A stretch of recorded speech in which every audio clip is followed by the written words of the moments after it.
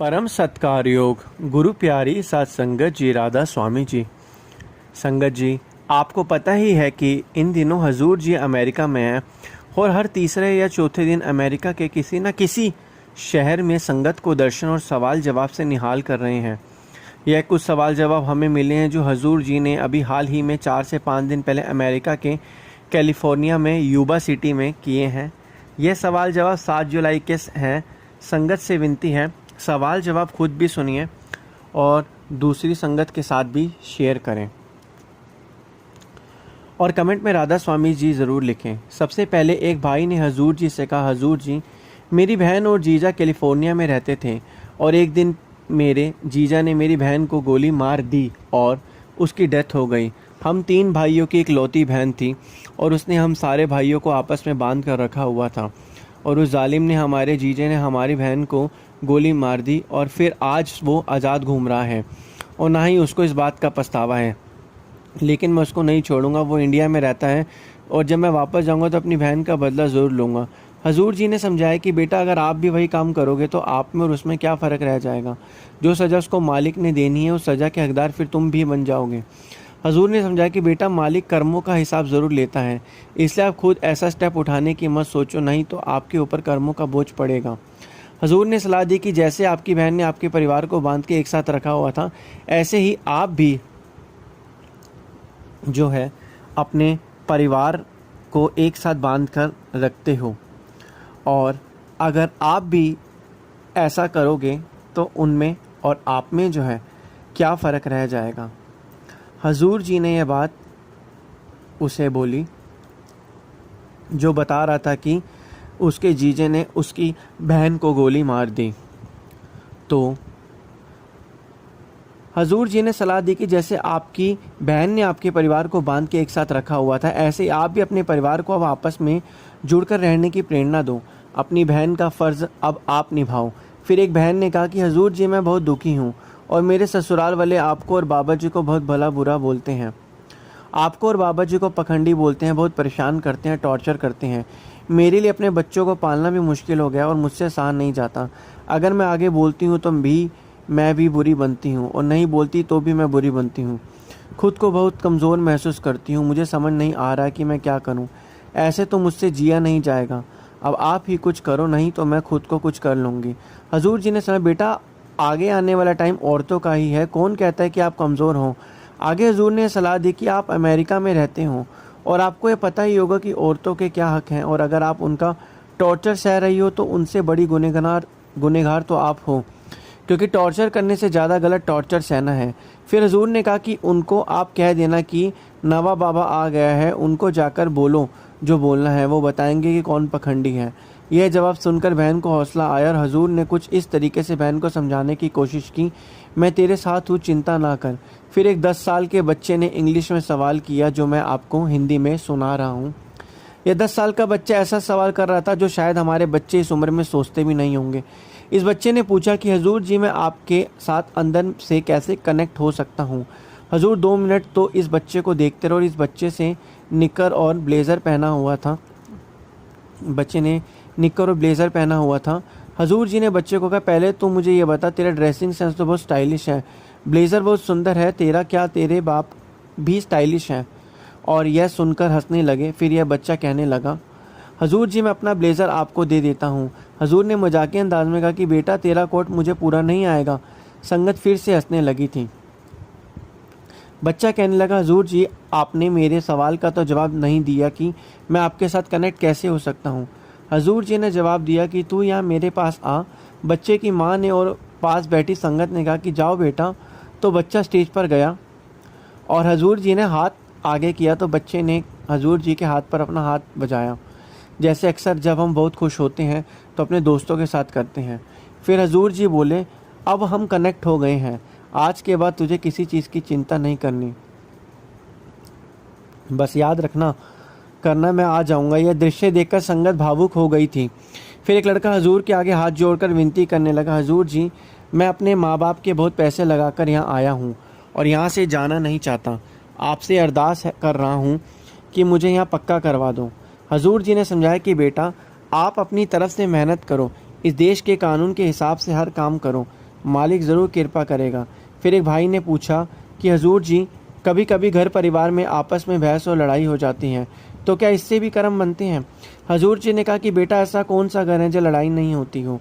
यह तो नॉर्मल सी बात है। लड़ाई भी वहाँ होती है जहाँ प्रेम होता है, इसलिए इतनी गहराई से नहीं सोचना है। बस यह ध्यान रखो कि किसी का दिल ना दुखे, और अगर गलती से दुख जाए तो माफ़ी मांग लेनी चाहिए।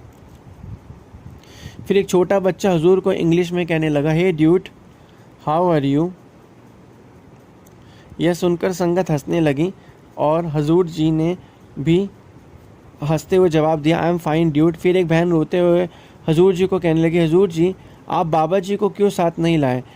हमारी आंखें तरस गई हैं बाबा जी को देखने के लिए। बहन लगातार रो रही थी, तो हजूर जी ने कहा कि बाबा जी जल्दी ही पेटालुमा में आ रहे हैं, आप वहाँ जाकर बाबा जी के दर्शन ज़रूर करना। फिर एक भाई ने कहा, हजूर जी, हाल ही में पत्नी मालिक के पास चली गई। पत्नी के जाने के बाद बहुत अकेलापन महसूस होता है, अब क्या करूं? हजूर ने जवाब दिया, बेटा, हर किसी को एक दिन अपने असल घर लौटना है। यही इस सृष्टि का नियम है। हमें यह नहीं भूलना चाहिए कि आत्मा कभी नहीं मरती। आत्मा अजर अमर है, सिर्फ शरीर साथ छोड़ते हैं, आत्मा नहीं। आगे हजूर ने सलाह दी, अब वो प्रेम जो पहले किसी रूप में था उसे गुरु के नाम में ढाल दो, मालिक को अर्पित कर दो। अकेलापन तब महसूस होता है जब हम अपने भीतर बैठे परम साथी को भुला देते हैं। अब उस अनंत प्रेम से जुड़ो, फिर देखना कभी अकेलापन पास नहीं आएगा। फिर एक भाई ने पूछा, क्या बिन अनुभव के भी गुरु पर विश्वास किया जा सकता है? हजूर जी ने बड़ी गहराई से फरमाया, बिल्कुल किया जा सकता है बेटा, और सच्ची भक्ति तो वही से शुरू होती है। अगर हर चीज़ अनुभव के बाद ही मानी जाए तो वह लेन देन जैसा बन जाता है, लेकिन विश्वास का मतलब है आंखें बंद करके गुरु का हाथ थाम लेना, बिना देखे भी यह महसूस करना कि गुरु हमें गिरने नहीं देंगे। आगे हजूर बोले, गुरु की राह अनुभव से नहीं, समर्पण से चलती है। जब आत्मा श्रद्धा, विश्वास और निर्दरता के साथ उस राह पर चलती है, तब जाकर अनुभव अपने आप मिलते हैं। ये ठीक वैसा ही है जैसे एक बच्चा अंधेरे में होते हुए भी जानता है कि उसके माता पिता उसके साथ हैं। फिर किसी ने पूछा, हजूर जी, मेरी बेटी शादी के बाद भक्ति से दूर हो गई है, क्या मैं कुछ कर सकती हूँ? हजूर जी ने शांति से उत्तर दिया, बेटा, बहुत कुछ कर सकती हो, पर उपदेश से नहीं, अपने आचरण से उसके अंदर भक्ति भाव जगानी है। अगर आप जोर डालोगे तो इससे माहौल बिगड़ जाएगा। खुद एक अच्छा उदाहरण बनकर दिखाओ। बच्चे वही सीखते हैं जो वह अपने घर में देखते हैं, ना कि जो उन्हें समझाया जाता है। फिर किसी ने बड़े ही की अनोखा लेकिन सुंदर सवाल किया, हजूर जी, क्या आप भी कभी कभी हंसते हैं? हजूर जी ने मुस्कुराते हुए कहा, हाँ बेटा, जब तुम सच्चे मन से निष्कपट होकर भाव से मुझे याद करते हो, तब मेरा अंतर्मन मुस्कुरा उठता है। गुरु की हंसी शब्दों से नहीं होती, वह आत्मा की गहराई से आती है। फिर एक बच्चे ने पूछा, हजूर जी, क्या आप मेरे स्कूल में भी साथ होते हो? हजूर जी ने मुस्कुराते हुए जवाब दिया, हाँ बेटा, जब तुम ईमानदारी से पढ़ते हो, मन लगाकर उत्तर लिखते हो, किसी को तंग नहीं करते, तब मैं तुम्हारे पास ही खड़ा होता हूँ। फिर एक बहन ने हजूर से कहा, हजूर जी, क्या यह सच है कि अंतिम समय में केवल गुरु ही साथ देता है? हजूर जी ने प्रेम से उत्तर दिया, हाँ बेटा, यह बिल्कुल सत्य है। जीवन में हम न जाने कितने रिश्ते जोड़ते हैं, परिवार, धन, मान सम्मान, शरीर और न जाने क्या क्या, पर मृत्यु का समय आता है तो यह सब एक एक करके साथ छोड़ देते हैं। अपनी इस ध्येय से हम जीवन भर मोह रखते हैं, वही सबसे पहला हमारा साथ छोड़ देती हैं। रिश्ते नाते जिनके लिए हम दिन रात एक करते हैं, वो भी उस पल दूर खड़े हो जाते हैं। जमा किया और सारा वैभव यहीं रह जाता है, लेकिन एक चीज़ जो उस अंतिम घड़ी में हमारे साथ रहती है, वो थामे रखती है, वो है सतगुरु और उसका दिया हुआ नाम। गुरु का नाम कोई आम शब्द नहीं है, यह वो सेतु है जो आत्मा को बार बार के जन्म मरण के चक्र से निकालकर परम शांति की ओर ले जाता है। अगर जीवन में हमने सच्चे दिल से उस नाम से नाता जोड़ा है, उसमें श्रद्धा रखी है और उसकी संगति को निभाया है, तो मृत्यु के क्षण में वही नाम हमें वैसे धाम ले जाएगा जैसे कोई माँ अपने रोते हुए बच्चे को सीने से लगा लेती है। माना जाए तो गुरु का नाम उस मजबूत रस्सी की तरह है जो डूबते जहाज में भी हमें खींचकर किनारे ले आती है। अगर वह ना हो तो आत्मा भटकती है, डरती है और राह से भटक जाती है। इसलिए सबसे बड़ी पूंजी है गुरु का नाम और उससे जुड़ा विश्वास। फिर एक बहन ने पूछा, हजूर जी, जो भजन सिमरन नहीं कर पाते, क्या गुरु उनसे नाराज रहते हैं? हजूर जी ने बड़ी कोमलता से जवाब दिया, नहीं बेटा, गुरु कभी नाराज नहीं होते। अक्सर लोग यह सोच लेते कि अगर ध्यान में गहराई नहीं आ रही तो हम भजन सिमरन पर नहीं बैठ पा रहे तो गुरु हमसे खुश नहीं है। लेकिन बात यह है कि गुरु परिणाम नहीं, तुम्हारा प्रयास देखते हैं। इसलिए हमें अपनी तरफ से बैठने की कोशिश हर रोज़ करनी है। फिर किसी ने पूछा, हजूर जी, आप मेरे सपने में क्यों नहीं आते? हजूर जी बोले, बेटा हम जिसको अब सबसे ज़्यादा याद करते हैं वही हमारे सपने में आते हैं, क्योंकि मन पर पड़े प्रभावों के कारण हमें सपने आते हैं। तुम भजन सिमरन करो, मालिक को याद करो, तुम्हें सपनों की ज़रूरत ही नहीं रह जाएगी। मालिक हर पल तुम्हारे साथ रहें, सपनों से पहले भी और उसके बाद भी। तो जितना हो सके मालिक का नाम सुमिरन करो, मालिक का ध्यान करो।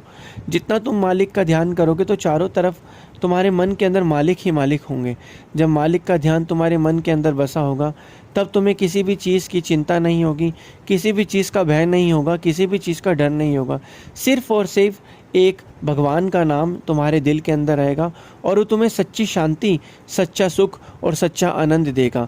जितना सच्चा तुम्हें आनंद मिलता जाएगा उतना तुम्हारा ध्यान और जो ख्याल है संसारिक चीज़ों से हटता रहेगा और तुम्हें सही और गलत की कि सच चीज़ क्या है उसकी परख जो है वो हो जाएगी।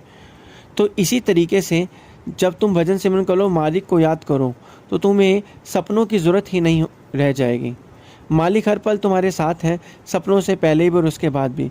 फ़र्क बस इतना है कि जब तुम सो जाते हो तब भी मालिक जाग रहा होता है, तुम्हारे सिनारे बैठकर तुम्हारे हर एहसास की पहरेदारी करता है। फिर किसी ने पूछा, हजूर जी ध्यान करते टाइम अपनी आंखों से आंसू बहने लगते हैं, क्या ध्यान करते समय रोना आत्मा की कोई पहचान है? हजूर जी ने जवाब दिया, बेटा वो आंसू शरीर के नहीं बल्कि आत्मा के होते हैं। जब मन के शब्द कम पड़ जाते हैं तब आत्मा अपने भावों को आंसुओं से जाहिर करती है। यह आंसू सिर्फ भावना नहीं, आत्मा का संवाद होते हैं। जब हम मालिक के साथ जुड़ते हैं तो हमारी आत्मा भावुक हो जाती है। जब आत्मा पहली बार गुरु के प्रेम में भीगती है, जब वह अपने मूल स्रोत को छूती है, तब शब्द नहीं निकलते, सिर्फ अश्रु बहते हैं। यह रोना कोई कमजोरी नहीं बल्कि वो अवस्था है जहाँ हमें समझ आने लगता है कि हमारा असल रिश्ता किसके साथ है। फिर किसी ने पूछा, हजूर जी कभी कभी जब हम ध्यान में मोबाइल देख लेते हैं क्या गुरु को पता चलता है? हजूर जी ने हंसते हुए बोला, बेटा मालिक से कभी कुछ नहीं छुपता। मालिक हमारी रग रग से वाकिफ़ हैं। हम खुद को धोखा दे सकते हैं लेकिन मालिक को नहीं। गुरु सिर्फ तुम्हारे शरीर को नहीं, तुम्हारे मन की चाल को भी पहचानते हैं। ध्यान का समय अगर आत्मा की सबसे कीमती पूंजी है, अगर उस समय भी मन कहीं और चला जाए तो फिर आत्मा क्या कमाएगी? आगे हजूर बोले, मुझे उदासी महसूस होती है जब मैं देखता हूँ कि मेरा कोई सच्चा कुछ पल मुझे देना चाहता है, बच्चा जो कुछ पल मुझे देना चाहता है वो पल मोबाइल या दुनिया को देता है। हमें याद रखना चाहिए कि ध्यान का समय अपने गुरु का है, उस समय पर सिर्फ गुरु का हक है। फिर किसी ने पूछा, हजूर जी सब कुछ होने के बावजूद अंदर बहुत अकेलापन है। मेरे पास मालिक की कृपा से सब कुछ है, अच्छा परिवार है, अच्छे लोग हैं, आसपास है, लेकिन कभी कभी लगता है मेरे पास कुछ नहीं, खुद को अकेला महसूस करता हूँ। हजूर ने जवाब दिया, बेटा पैसे और रिश्ते से हम दुनियावी खुशी तो हासिल कर लेते हैं लेकिन अंदर की शांति तभी मिलेगी जब हम अंदर से मालिक के साथ जुड़ जाएंगे। अकेलापन किसी भारी चीज़ से नहीं मिटेगा, वो तो तभी मिटता है जब आत्मा अपनी असली स्वरूप, अपने मूल, अपने गुरु से जुड़ती है। फिर किसी ने हजूर से पूछा, हजूर जी अगर कोई इंसान नामदान लेकर ध्यान नहीं करता लेकिन नैतिक जीवन जीता है तो क्या वह आगे बढ़ सकता है? हजूर ने जवाब दिया, बेटा से भक्ति सिर्फ आंखें बंद करके बैठने का नाम नहीं है, भक्ति तो एक जीवन पद्धति है। अगर कोई बच्चा सच्चाई, करुणा और सेवा की राह पर चलता है तो वह भी गुरु के मार्ग पर ही है, और अगर वो बच्चा किसी भी तरह से मालिक से जुड़ा है तो समय आने पर मालिक की कृपा उसे ध्यान की ओर खींच ही लेगी। कोई पहले पहुंचेगा, कोई थोड़ा देर से, पर इस राह पर चलने वाला हर कोई एक न एक दिन अपने घर जरूर पहुंचेगा। फिर एक बुजुर्ग ने पूछा, हजूर जी अगर जब जीवन का अंतिम पड़ाव है और अब तक कुछ भी नहीं कर पाए तो क्या अब भी कुछ हो सकता है? हजूर जी ने बड़ी कोमलता से उत्तर दिया, बेटा गुरु की रहमत समय नहीं देखती, भावनाएं देखती हैं। अगर आज भी तुम्हारा दिल सच्चाई से भरा है और तुम मालिक को याद करते हो तो मालिक तुम्हारा साथ ज़रूर देगा। मालिक को हमारी कोशिश देखनी होती है, समर्पण के लिए उम्र नहीं, प्रेम जरूरी है। अगर आज तुम पूरे विश्वास और श्रद्धा के साथ मालिक के चरणों में झुक जाओगे, भजन सिमरन शुरू कर दो, तो भी आखिर में तुम्हें मालिक की पहचान हो जाएगी। आगे हजूर ने यह भी सलाह दी कि अगर हम शुरू से थोड़ा थोड़ा भजन सिमरन करते रहेंगे तो आखिर में हमें यह नहीं सोचना पड़ेगा कि अब इतने समय में क्या हो सकता है। फिर एक बहन ने हजूर से कहा, हजूर जी मेरा सौभाग्य है जो आपके दर्शन करने के साथ साथ आपसे बात भी कर रही हूँ। हजूर जी ने मुस्कुराकर कहा, बेटा गुरु को आंखों से नहीं हृदय से देखा जाता है। जब मन की परतें हटती हैं और आत्मा से पुकार निकलती है तब नज़ारा बदल जाता है। जिस दिन अंदर से जुड़ोगी उस दिन भारी दर्शनों की ज़रूरत नहीं पड़ेगी। फिर एक भाई ने पूछा, हजूर जी अगर मन बहुत जिद्दी हो तो क्या उसे जीता जा सकता है? हजूर जी ने बड़े प्रेम से समझाया, मन की जिद दरअसल उसकी पुरानी लत है। उसे हराने का तरीका लड़ाई नहीं, प्रेम है।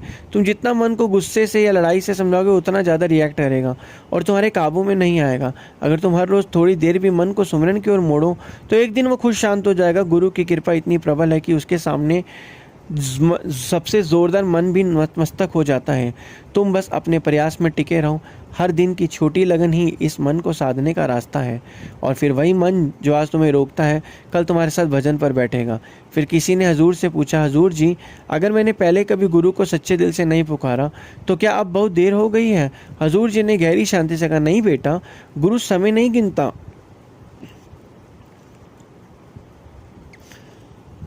वह आपकी कोशिश देखता है। अगर आज तुम्हारे भीतर एक सच्ची पुकार जगी है तो जान लो गुरु तुम्हारे साथ खड़ा है। जैसे सूरज कभी यह नहीं पूछता कि किसने सुबह उसकी ओर देखा या नहीं, वह बस चमकता है ताकि जब कोई नज़र उठे उसे रोशनी मिले। उसी तरह गुरु की कृपा सदा तैयार रहती है।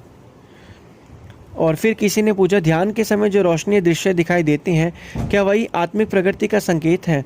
हजूर जी ने स्पष्ट किया, नहीं बेटा, अनुभव तो आते जाते बिंदु हैं। सच्ची आध्यात्मिक उन्नति तब होती है जब तुम्हारा मन स्थिर हो जाए और जीवन में सकारात्मक बदलाव आने लगे। अगर तुम ज़्यादा शांत, विनम्र, सहनशीलता और करुणाशील बन रहे हो तो यही सबसे बड़ा परिणाम है कि शब्द तुम्हारे भीतर सक्रिय है। प्रकाश, ध्वनि, दर्शन या आकर्षक जरूर होते हैं, लेकिन आत्मा का असल काम है अनुभव से आगे निकलना और अंततः प्रेम में स्थिर हो जाना। फिर एक भाई ने पूछा, हजूर जी, जब आप और बाबा जी सामने नहीं होते तब भी अगर दिल से आपको याद करे तो क्या वह सुमिरन माना जाएगा?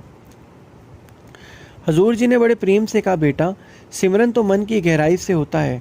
अगर आप गुरु के शिष्य हो तो उसके चेहरे को याद करके सोचोगे कि यह भी सिमरन है तो उससे आसान तरीका कोई हो ही नहीं सकता। गुरु के स्वरूप को याद करने का मकसद इतना होता है कि इसे भजन सिमरन में हमें सहारा मिल सके। असल भजन तो भी तभी होता है जब सूरत नीचे से ऊपर की तरफ बढ़ती है और ध्यान तीसरे तिल पर एकाग्र होता है। फिर किसी ने पूछा, हजूर जी, क्या आपने कभी मुझे याद किया है? हजूर जी ने बड़ी नरमी और स्नेह से उत्तर दिया, बेटा, जब तुमने अंदर से मुझे याद किया तो मैंने भी तुम्हें याद करता हूँ। गुरु के साथ प्रेम एक तरफा नहीं होता। जितना प्रेम संगत करती है उतना गुरु भी करते हैं। फिर एक बहन ने पूछा, हजूर जी, शादी के बाद ज़िंदगी में बहुत उलझनें आ गई हैं, भक्ति के लिए समय नहीं मिलता, क्या करूँ? हजूर ने समझाया, बेटा, परिवार को स्नेह और समर्पण से संभालना भी एक सुंदर सेवा है। शादी कोई रुकावट नहीं बल्कि एक नई जिम्मेदारी है जिसे अगर तुम मेरे नाम से निभाओ तो वह भी भक्ति बन जाती है। समय अपने आप नहीं निकलेगा बल्कि समय को निकालना पड़ता है। हमें खुद से सवाल करना है कि जब हम दूसरे हर काम के लिए समय निकाल रहे हैं तो मालिक के लिए समय क्यों नहीं निकाल पा रहे? फिर किसी ने पूछा, हजूर जी, क्या सिर्फ सेवा करने से भी आत्मा की तरक्की कर सकती है? हजूर जी ने उत्तर दिया, बेटा, सेवा करना भी परमार्थ के रास्ते पर चलना ही कहलाता है। भारी सेवा से माहौल बनाया जाता है जिससे कि भजन सिमरन आसान हो जाए। अगर भारी सेवा सत्संग नहीं सुनोगे तो मन झुकना नहीं सीखेगा और मन नहीं झुकेगा तो असल सेवा भी नहीं कर पाओगे। फिर किसी ने पूछा, हजूर जी, मन में बार बार अविश्वास आ जाता है, मन डोलने लगता है, क्या इससे मेरी शक्ति रुक रही है? हजूर जी ने सहजता से उत्तर दिया, बेटा, शक आना कोई गुनाह नहीं है। असल बात यह है कि तुम उसे पहचानते हो और उससे आगे निकलना चाहते हो। गुरु नहीं चाहता कि तुम अंधे बनो, वह चाहता है कि तुम सोचो, समझो और फिर खुद से समर्पण करो। अगर तुम्हारा विश्वास डगमगाता है तो कम से कम तुम्हारी प्रार्थना टिके रहनी चाहिए। गुरु का मार्ग अडिग विश्वास से नहीं बल्कि ईमानदार कोशिशों से बनता है। फिर एक लड़की ने पूछा, हजूर जी, क्या आपके साथ भी कोई मजाक करता है? हजूर जी ने हंसते हुए कहा, हाँ बेटा, तुम सब करते ही रहते हो। कोई ध्यान में सो जाता है, कोई सेवा करते हुए मोबाइल देखता है, लेकिन मैं नाराज़ नहीं होता। मुझे पता है मेरे बाबा जी जो हैं, मेरे जो बच्चे अभी सीख रहे हैं, तो इसलिए हमें जो है हजूर जी फरमाते हैं कि जितना हो सके भजन अभ्यास करना है। जितना भजन करेंगे हम भगवान का उतना हमारे मन के अंदर शांति आएगी और ये जीवन आनंद से व्यतीत होगा। गुरु प्यारी साथ संगत जी, राधा स्वामी।